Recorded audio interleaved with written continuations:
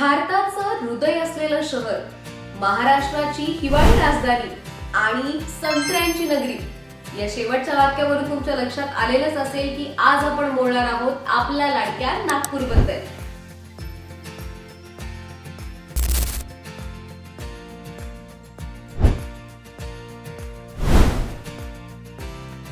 नमस्कार मित्रांनो, मी संपदा आणि तुम्ही पाहत आहात प्लॉट गॅमची नवी कोरी सिरीज, ज्यामध्ये आपण पाहणार आहोत 10 दिवसांमध्ये 10 वेगवेगळ्या शहरांच्या नावामागची कारणं.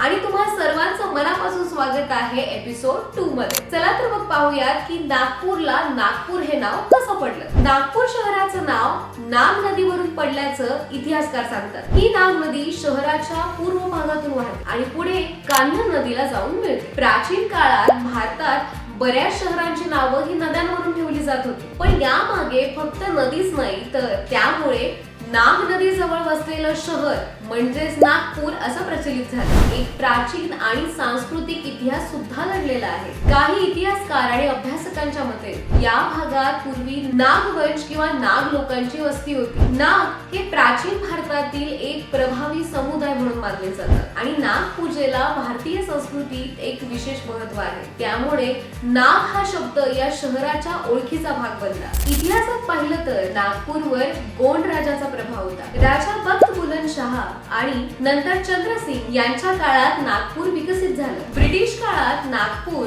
हे सेंट्रल प्रोव्हिन्सेस म्हणून ओळखलं गेलं, म्हणजेच मध्य भारताचं प्रशासकीय केंद्र होतं. आज नागपूर हे महाराष्ट्राची हिवाळी राजधानी आहे. इथे राज्य विधिमंडळाचं हिवाळी अधिवेशन भरतं. भारताच्या जवळजवळ मध्यभागी असल्यानं नागपूरला हार्ट ऑफ इंडिया असं सुद्धा म्हटलं जातं. नदी, नाग संस्कृती आणि गोंड इतिहास या सगळ्यांचा संगम म्हणजे नागपूर.